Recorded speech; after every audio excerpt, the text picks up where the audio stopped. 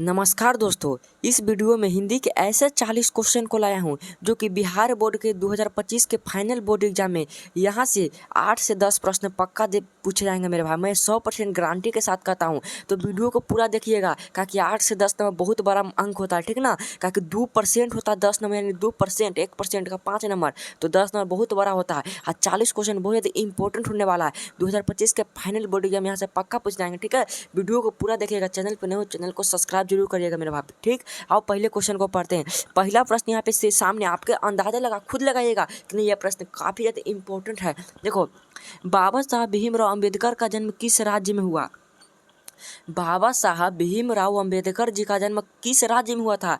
तो मध्य प्रदेश राज्य में बाबा साहब भीमराव अंबेडकर का जन्म हुआ था, ठीक है। अगला प्रश्न मेरे भाई, दूसरा नंबर का कविता नहीं है, निम्न में कौन कविता नहीं है बताओ? एक वृक्ष की हत्या नहीं है, लौट कर आऊँगा फिर, नौबत खाने में इबादत, या हमारी नींद, निम्न में कौन कविता नहीं है? तो मेरे भाई ये नौबत खाने में इबादत जो है ना, वो कविता नहीं है। क्योंकि नौबत खाने में इबादत है वह एक व्यक्ति चित्र है, इसमें व्यक्ति का चित्रण किया गया, ठीक है ना। तो दूसरा का राइट आंसर सी हो जाएगा। तो हम इसी ऑप्शन और क्वेश्चन के साथ, ऑप्शन भी सेम रहेगा और क्वेश्चन भी सेम रहेगा, ठीक ना। ये ना कि ऑप्शन इन्होंने नहीं, तो ऑप्शन सी, जैसे कविता नहीं है तो सी मार देना मिल के, ठीक है। अगला प्रश्न मेरे भाई, रामधारी सिंह दिनकर का जन्म किस जिले में हुआ? रामधारी सिंह जो दिनकर थे उनका जन्म किस जिला में हुआ था? तो बेगूसराय जिला में हुआ था मेरे भाई, ठीक है। राइट आंसर सी हो जाएगा। रामधारी सिंह दिनकर जो जनतंत्र का जन्म नामक कविता लिखे थे।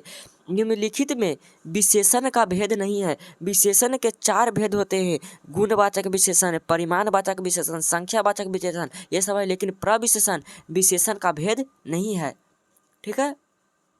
अगला प्रश्न है, तार सप्ताह का संपादन किसने किया?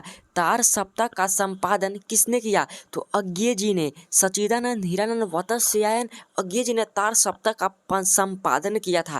देखो भाई, वीडियो को पूरा देखना, ठीक ना। चैनल को भाई सब्सक्राइब जरूर करना। आप लोग चैनल को सब्सक्राइब नहीं करते, कर लेना भाई। खोखा के कितने दांत तोड़े? पहला बात, इससे तो 2 प्रश्न पूछा जाता है। खोखा के दांत कौन तोड़ा? पहला बात, पहला क्वेश्चन। और कितने दांत तोड़े? दूसरा क्वेश्चन है। तो दांत तोड़ने वाले थे मदन, और कितने? तो 2 दांत तोड़े थे। अब देखो, खोखा के दांत किसने तोड़े? तो मदन ने, गिरधर के बेटा यानी कि मदन ने। कितने दांत? 2 दांत, ठीक है। अगला प्रश्न है, जारा शाही स्थित है। जारा शाही कहाँ स्थित है? तो वह सोवियत संघ रूस में स्थित है, ठीक है मेरे पास। जारा शाही, वहाँ पे जार चलता है। मंगू जन्म से क्या थी? तो मंगू जन्म से पागल थी। राइट आंसर ये हो जाएगा। बहुत ज़्यादा इंपॉर्टेंट प्रश्न मेरे भाई, याद कर लेना, ठीक है ना। बिरजू महाराज खुद को किसका शागिर्द मानते हैं? तो बिरजू महाराज अपने माता जी को शागिर्द मानते हैं, ठीक है। 10 का राइट आंसर बी हो जाएगा। जातिवाचक संज्ञा का उदाहरण नहीं है। निम्न में कौन जातिवाचक संज्ञा का उदाहरण नहीं? जातिवाचक क्या होता है? पूरे जाति और समाज का बोध होगा, ठीक है ना। नदी, ये तो नहीं होगा। शहर, ये तो नहीं होगा। विवेकानंद, ये भी नहीं होगा। देखो सॉरी यहाँ पे खरा, जातिवाचक संज्ञा का उदाहरण नहीं है। तो देखो, गाय तो जातिवाचक है, नदी भी जातिवाचक है, शहर भी। लेकिन स्वामी विवेकानंद यह क्या है? व्यक्तिवाचक संज्ञा, क्योंकि व्यक्ति का खास नाम कर दिया ना, तो यह व्यक्तिवाचक हो जाएगा, ठीक है। कर्मधारय समास नहीं है। निम्न में कौन कर्मधारय समास नहीं है? कमल नयन, चवन्नी, नीलांबर, कृष्ण सर्प। तो मेरे भाई चवन्नी जो है वह कर्मधारय समास नहीं है, बल्कि ये द्विगु समास है, ठीक ना। राइट आंसर बी हो जाएगा। अगला प्रश्न मेरे भाई, देखो भाई आपके पास टाइम नहीं है, कहा कि आप वीडियो पर क्लिक किए हैं तो पूरा देखिएगा, ये ना कि बीच में से छोड़ के भाग जाएगा, आपका ही घाटा होगा, ठीक ना। ताकि अंत में ही, अंत वाला प्रश्न जो काफ़ी ज़्यादा इंपॉर्टेंट होता है। शुरू में तो हल्का हल्का, अंत में थोड़ा लेवल भारी रहेगा और बहुत ज़्यादा इंपॉर्टेंट रहेगा, ठीक ना।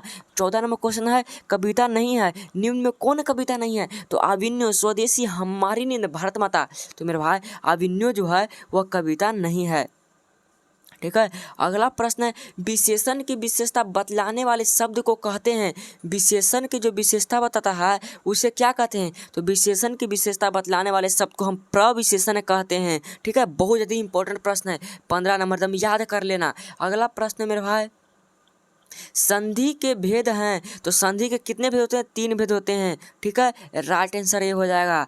कह रहा है बहादुर कहाँ का रहने वाला था, तो बहादुर नेपाल का रहने वाला था। बहादुर को किसने मारा था, तो माँ ने मारा था। रामविलास शर्मा का जन्म हुआ, तो रामविलास शर्मा का जन्म 1912 ईस्वी में हुआ था मेरे भाई। ठीक है, अगला प्रश्न है परिमाणवाचक विशेषण है निम्न में कौन परिमाणवाचक विशेषण है, तो थोड़ा सा जो होगा वह परिमाणवाचक विशेषण होगा।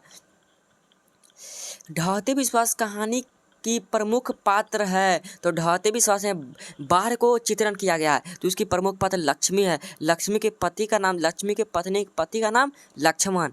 ठीक है, हजारी प्रसाद द्विवेदी द्वारा रचित पाठ है, तो नाखून क्यों बढ़ते हैं, राइट आंसर ए हो जाएगा। ठीक है ना, अभी तक आपका कितना सही हुआ मेरा भाई, 21 में सब सही हुआ होगा, क्योंकि बहुत ही हल्का प्रश्न, ज़्यादा भारी भी नहीं लाऊं, काफ़ी ज़्यादा इंपॉर्टेंट है। अभिनव किस देश में है, तो अभिनव है मेरे भाई वह किस देश में है, तो बताओ अभिनव एक फ्रांस देश में है। ठीक है, राइट आंसर भी हो जाएगा। अगला प्रश्न ज्योति मर्य का उदाहरण है, ज्योति मर्य विसर्ग संधि का उदाहरण है। विसर्ग संधि से भी बहुत ज़्यादा प्रश्न पूछे जाते हैं, संधि को पढ़ लेना, एक टॉपिक है। ठीक ना, जहाँ दोनों पद प्रधान हो वहाँ समास होता है, तो जहाँ दोनों पद प्रधान हो उसे द्वंद्व समास कहते हैं। ठीक है, अगला प्रश्न है विद्यालय का संधि विच्छेद है, तो निम्न में कौन विद्यालय का संधि विच्छेद है, तो विद्या प्लसालय। ठीक है, ये कौन सा संधि है, तो गुण स्वर संधि है। ठीक है मेरे भाई, बहुत ज़्यादा इंपॉर्टेंट प्रश्न है।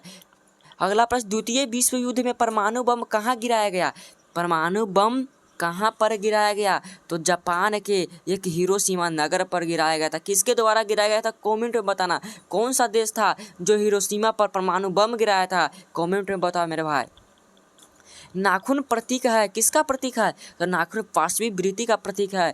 ठीक है, अगला प्रश्न है कह रहे हैं सेन साहब की कार की कीमत है, सेन साहब की कार की कीमत 7,500 है, और कार का रंग कैसा था, काला रंग था। ठीक है, आंखों का तारा कार और उसकी खोखा थी। 20 के दांत पाठ की विद्या है, 20 के दांत कैसी है, कहानी है, व्यक्ति चित्र, कविता है, निबंध है, तो यह कहानी है। किसने लिखे थे, तो नलिनी बिलोचन शर्मा ने। बाढ़ की समस्या कहानी के केंद्र में है, बाढ़ की समस्या कहाँ पे है, तो ढहते विश्वास में, जिसकी प्रमुख पात्र लक्ष्मी, लक्ष्मी की पति का नाम लक्ष्मण, जो कि कलकत्ता में क्या करता था, काम करता था। प्रगतिशील साहित्य का संबंध है, तो प्रगतिशील साहित्य का संबंध मार्क्स के विचारों से है। बहुत ज़्यादा MBBI प्रश्न, इसे याद कर लेना, नया प्रश्न है, काफ़ी ज़्यादा इंपॉर्टेंट है, 2025 के बोर्ड एग्जाम में पूछेगा। लक्ष्मी का पति कहाँ नौकरी करता था, तो लक्ष्मी का जो पति था वह कलकत्ता शहर में नौकरी करता था। ठीक है, पुरुषवाचक सर्वनाम का भेद नहीं है, निम्न में कौन पुरुषवाचक सर्वनाम का भेद नहीं है, उत्तम पुरुष है, मध्यम पुरुष भी है, अन्य पुरुष भी है, लेकिन निश्चयवाचक है, वो सर्वनाम का भेद है, पुरुषवाचक सर्वनाम का भेद नहीं है। ठीक है, बिरजू महाराज का संबंध है, तो बिरजू महाराज का संबंध जो मेरा भाई वो कथक नृत्य से है। ठीक है, 34 का राइट आंसर सी हो जाएगा। अगला प्रश्न मात्र 5 क्वेश्चन है। बहादुर का पूरा नाम है, तो बहादुर का पूरा नाम क्या है, दिल बहादुर है। किसने रखा था, दिल बहादुर से दिल शब्द किसने उड़ाया था, तो लेखक की पत्नी निर्मला ने उड़ाया था। राम नाम बिनु, देखो अगला प्रश्न यहाँ पे क्या करा, राम नाम बिनु बिरथे जग जन्मा, यह पंक्ति है किसकी है, तो गुरु नानक जी की है। राम नाम के बिना जन्म लेना बेकार है, व्यर्थ है।